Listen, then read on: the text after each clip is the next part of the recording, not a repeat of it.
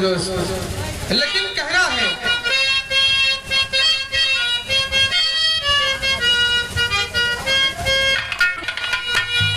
देवता दान मानो ऋषि मुनि, देवता दान मानो ऋषि मुनि,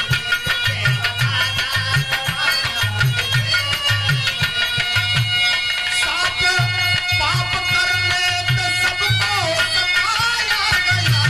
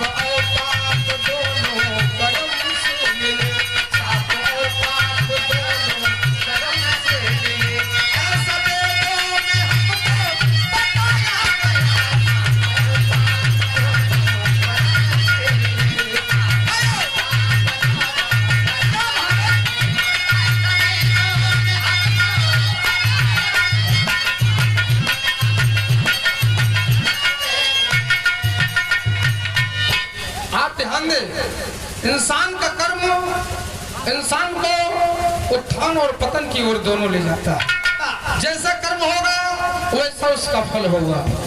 एक दिन की बात है, लाल दशरथ के सुमित्रा कुंवर कहाते हैं, लाल दशरथ के सुमित्रा कुंवर कहाते हैं, राम के लघु वही रात अभी कहाते हैं, सती उर्मिला जो संग उनकी नारी, चारों भाई में बड़ी न्यारी और दुलारी थी।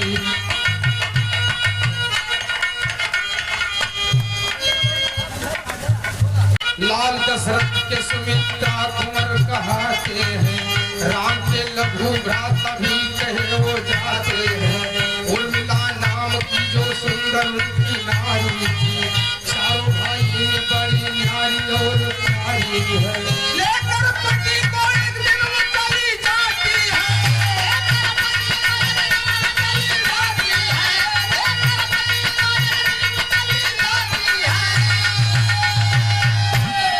चारों धाम की यात्रा कराती है,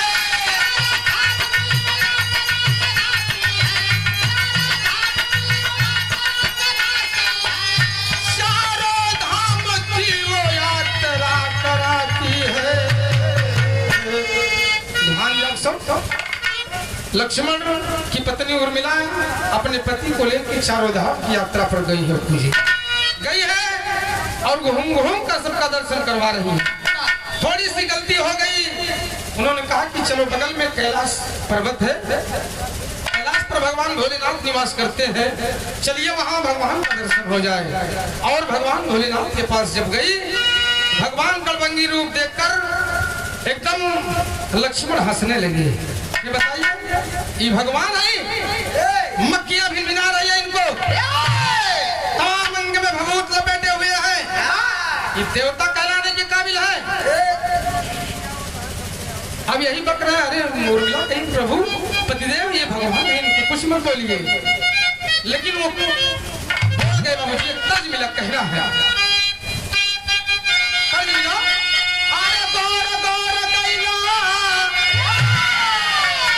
गौर गौर कैला, लवट के आई न करिया, न करिया या छोड़ जा। कौन हूँ? दुल्हन का पति परदेश चला था, अब परदेश चला गया, अब कोयलरी में नौकरी मिल गई होगी, कोयलरी में नौकरी मिल गई, बड़े दिन के बाद लौट के आए तो सब बतावे लगे, कहे अरे पतिदेव तोहरे आए गए, बेचारी बर्तन धोत रही, कह के लोटा मांझ के लोटा पानी हाथ में खड़ी हो गई कि पति परमेश्वर थे, पति परमेश्वर आवत है। देखते ही मान झूर हो गए, बाप रे ये शरीर कैसे हो गए तुहार, कैसे कर कैसे हो गए, एकदम बर्बाद हो गए, कमाना चाहिए हमकी।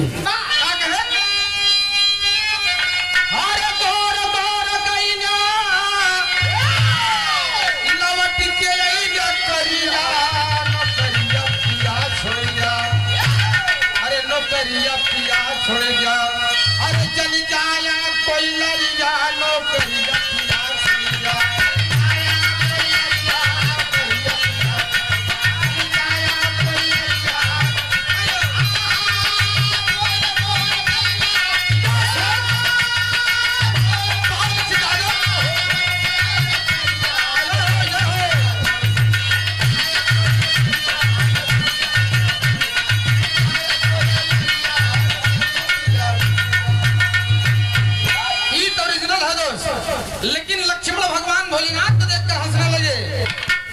भगवान है, इनके भगवान का तो लक्षण दिखात बा।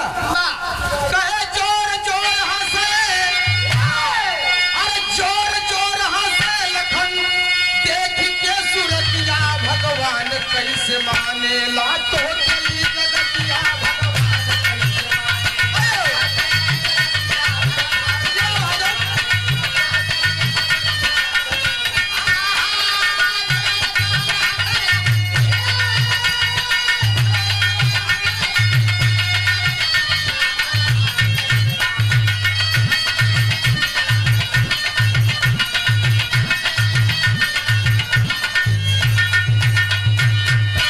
और क्या बताए, अंग भभूत लगे, अंग भभूत लगे जोर से गंधा कहो,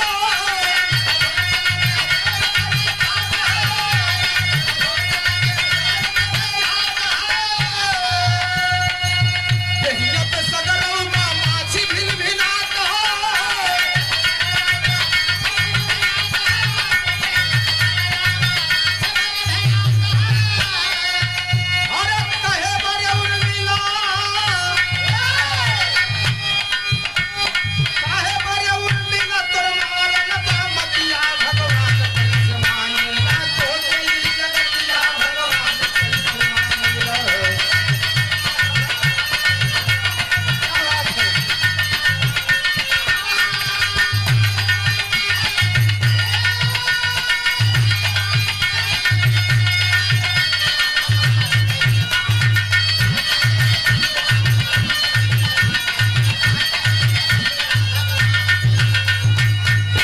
भगवान भोलेनाथ की निद्रा खुली और इतना अपमान की बात सुनकर भगवान ने श्राप दे दिया उसको।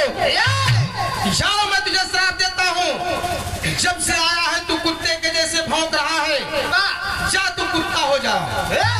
अरे बाप रे, भगवान त्रिलोकी के वरदान और उनका श्राप कभी टल नहीं सकता मुझे। और वो त्रिलोकी महाराज के श्राप से तुरंत कुत्ता बन गए। लक्ष्मण कुत्ता हो गए। अरे बाप रे, मिला सोचे कहे पतिदेव, हम आपसे कहे ना कि आप भगवान से बिल्कुल उलझिए मत, वो दीननाथ है, तीनों लोक के नायक हैं, उनसे मत उलझो। क्या कहती है तेरी भी कहना मास्टर,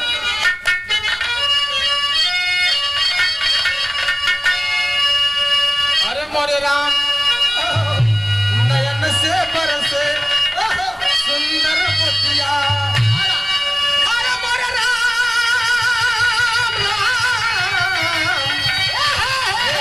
मोरे राम नयन से बरसे सुंदर मोतिया, अरे देख के दशापति के मन ही मन वह तरसे, नयन से बरसे सुंदर मोतिया।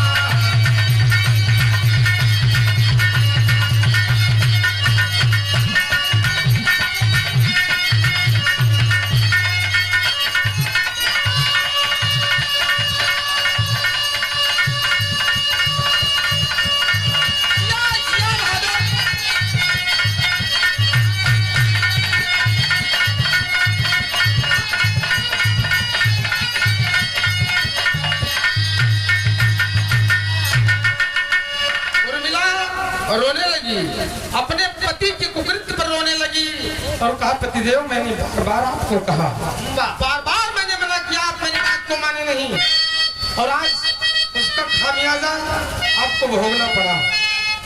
और आज उर्मिला बेचारी एकदम लाचार हो गई है, लाचार हो गई है, रो रही है कि मैं कहाँ जाऊँ, मैं क्या करूँ। कहना हम अष्टमी देसिया में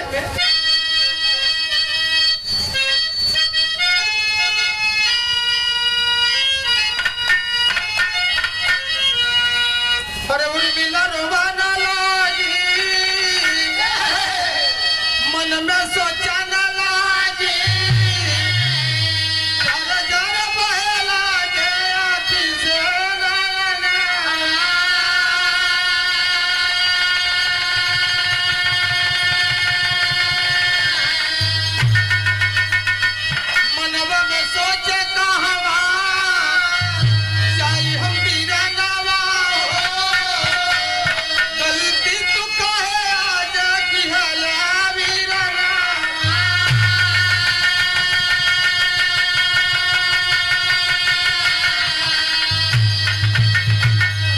धीरे धीरे अवधपुर के रहिया सिधाई दिलाई संगवा में रहले वो बाके सजना।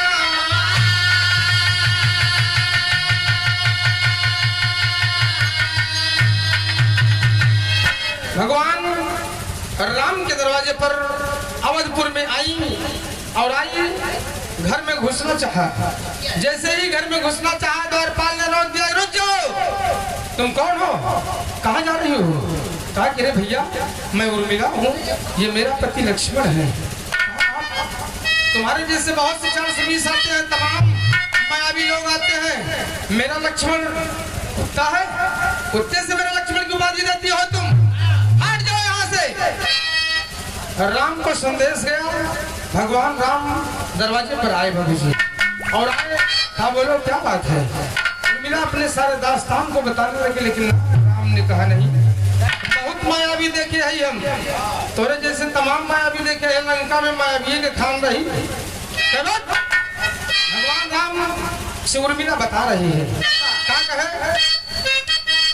गुरु हैदर अली जी का मैं कैसे, अरे राम रुपया पे लोभी,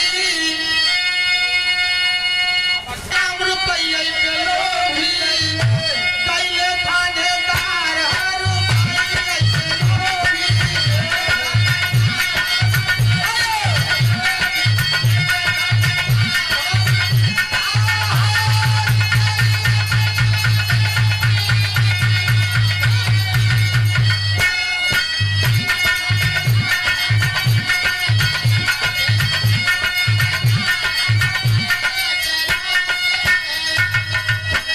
लेकिन ये तो ओरिजिनल है।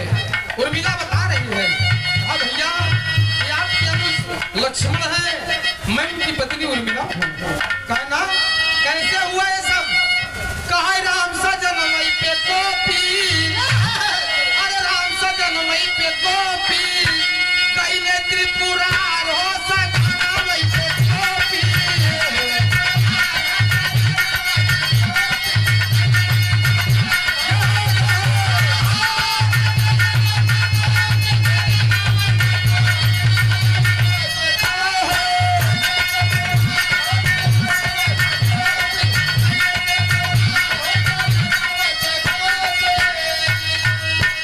कहा भोलेनाथ ने इन्हें श्राप दे दिया और ये कुत्ता हो गए। प्रभु आप तो पहचान सकते हैं, आपके भाई है कहना, कतई नहीं मैं मानूंगा इस बात को। अरे उर्मिला बताओ राम अतिया न माने,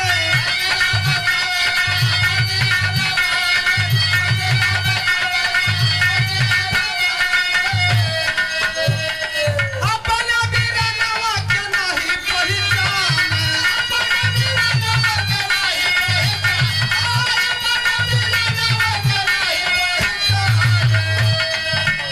अरे अपने दुआरिया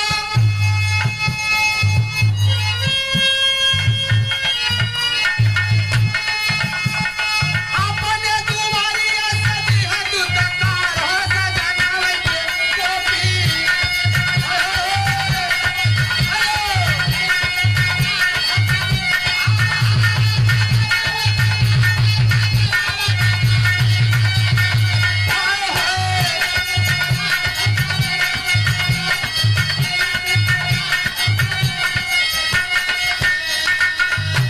भगा दिया राम, मेरे दरवाजे से भाग जाओ।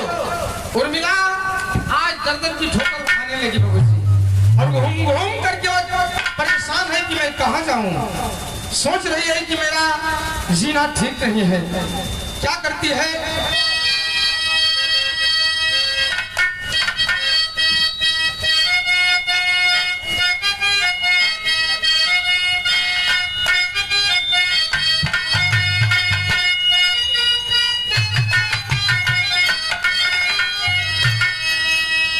अरे मनवा में सोचता उर्मिला गुजारिया हो, उर्मिला गुजारिया हो, आई हमके तारा के द्वार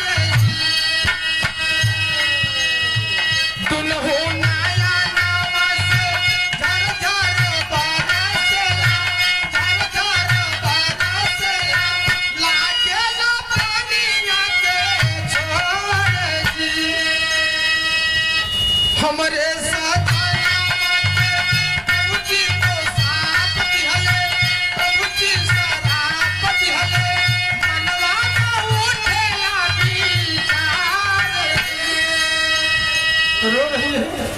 मेरे पति को भगवान भोलेनाथ ने दे दिया श्राप, मैं कहाँ जाऊँ?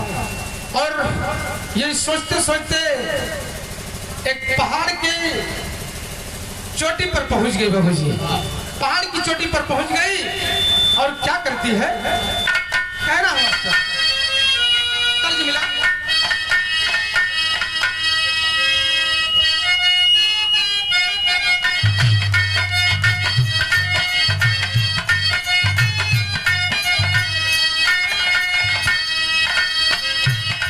कहना है माई काहे की नियर दिया बई हो, माई काहे की नियर दिया बई, बपई काहे की गाड़ी दूर हो।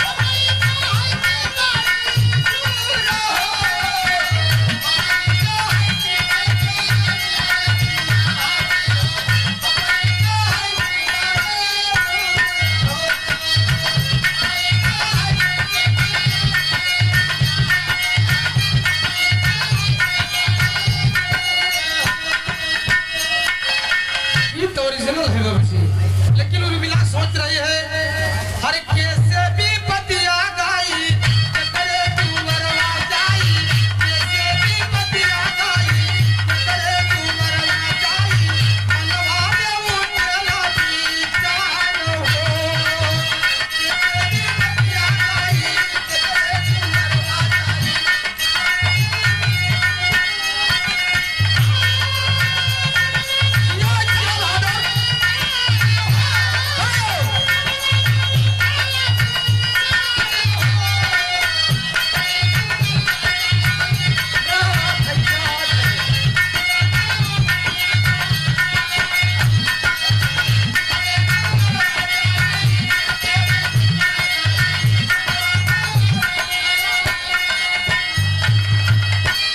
चढ़ी के पहाड़वा पे मन में विचारे, कूद के जियरा गई के करे सहारे। चढ़ी के पहाड़िया पे मन में विचारे, आज भाई जिंदगिया हम के करे सहारे। उड़ना चाहिए जैसे देखा पुजारिया हो, उड़ना चाहिए जैसे देखा पुजारिया हो, सभा से बचन ऊंचा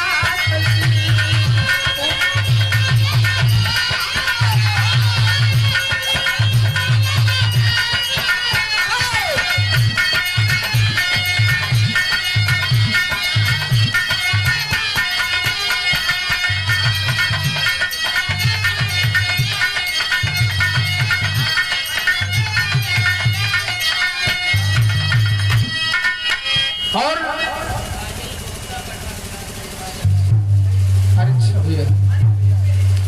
उर्मिला कूद कर जान देने वाली थी, तब तक एक पीछे से बुढ़िया आई, गाये लड़की रुक जाओ, कहाँ जा रही हो? कहा माँ मुझे मर जाने दो माँ, मैं अब कहीं की नहीं हुई, मेरा पति कुत्ता हो गया, मैं घर से भी भगा दी गई, कहाँ जाऊंगी बोलो? कहा कि मेरी बात सुनो। उर्मिला बता रही है, बुढ़िया से क्या कहती है,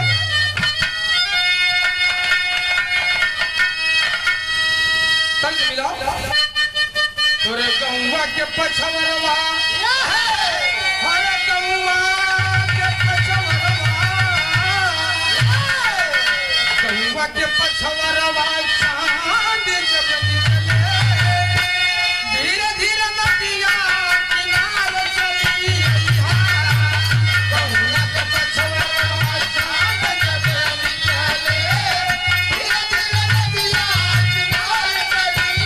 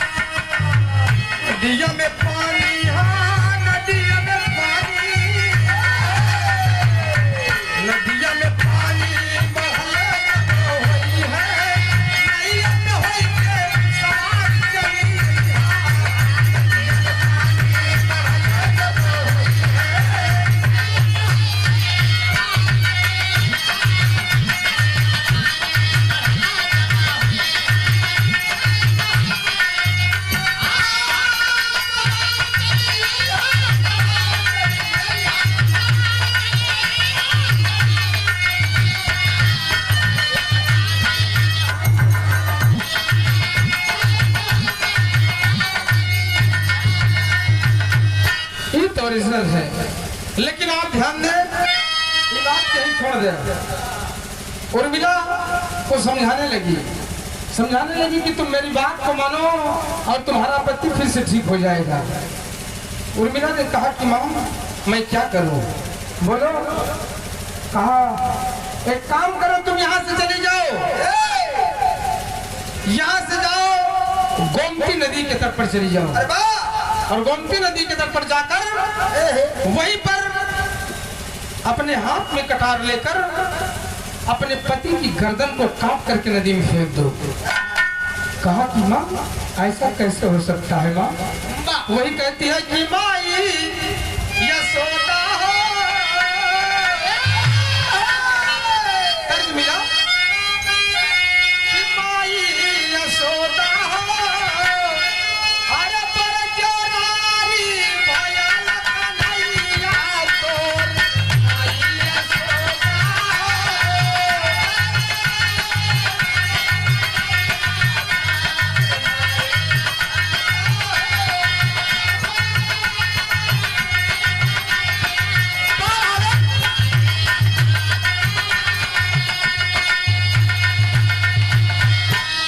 वो बता नहीं, कहा माँ मैं अपने पति की गर्दन पर कैसे कटार चलाऊंगी? बोलो ना।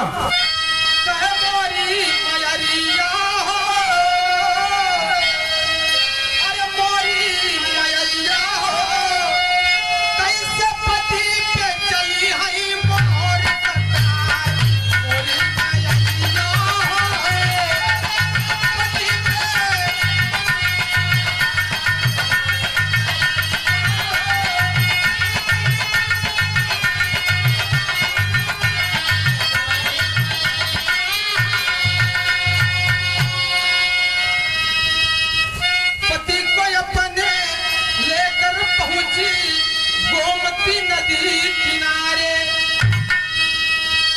पति को अपने लेकर पहुंची गोमती नदी किनारे,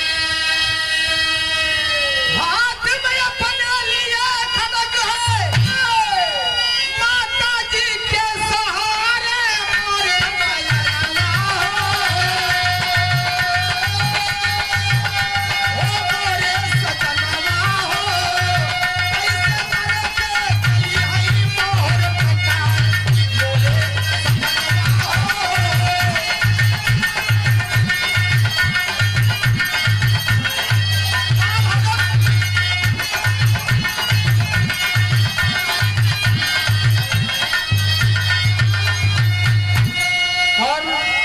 बाबूजी गई और उस बुढ़िया के कहने पर, बुढ़िया कोई दूसरी नहीं माँ पार्वती ने बूढ़ा रूप धारण करके उसे उपदेश दिया, क्योंकि देखा ये दोनों जने बड़ा दयालु। भगवान भोलेनाथ श्राप देते हैं माई के बर्दाश्त न भग, अरे बाप रही बतावा निर्दोष आदमी बेचारा शापित हुई है। गई उसको निवारण भी दे दिया और पति की गर्दन को काट काट करके बार-बार उसी नदी में फेंक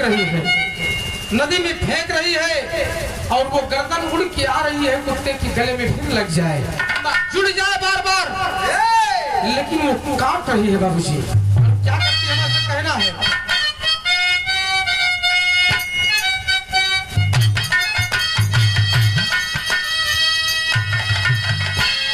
अरे काट जा बकरवा देखा वो एक चमत्कार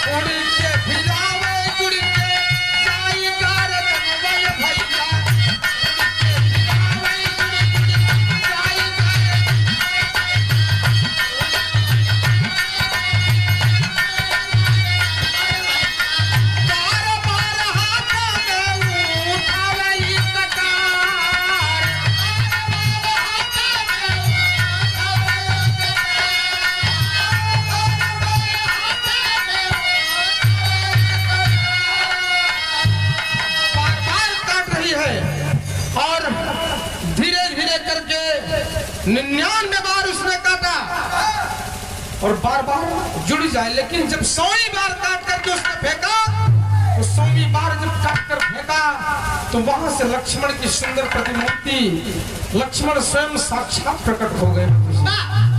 धन्य हो गई, चिल्लाने लगी भगवान भोलेनाथ की जय हो, जयकार करने लगी भगवान भोलेनाथ की जय हो। कहा प्रभु आपका मैं बड़े शुक्रगुजार हूँ, मैं तहे दिल से आपका अभिनंदन करती हूँ प्रभु, आपने मेरी जिंदगी को फिर से वापस कर दिया।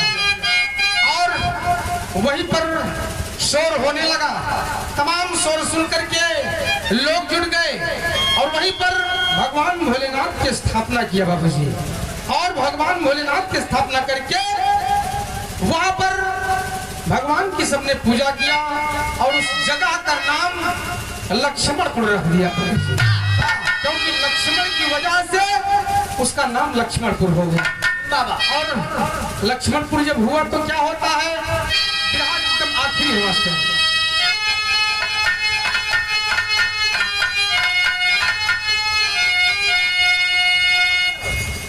लक्ष्मणपुर से लखनपुर हो गया कुछ दिन में। अरे लखनपुर से लखनऊ सहारिया भाई, अरे लखनपुर से लखनऊ सहारिया भाई, जवन यूपी राजधानी नगरिया भाई।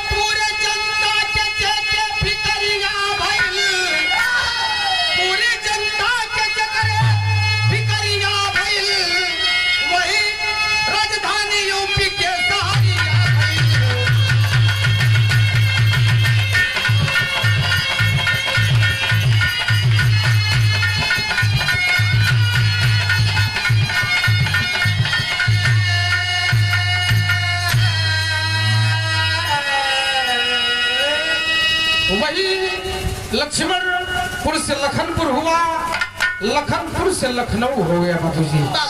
और आज उत्तर प्रदेश की राजधानी लखनऊ कहलाई, जो हमारे लिए सर्वमान्य है और महत्वपूर्ण है। गीत की दमाकनी हो क्या है, गुरु बिहारी गुरु गणेश गुरु राम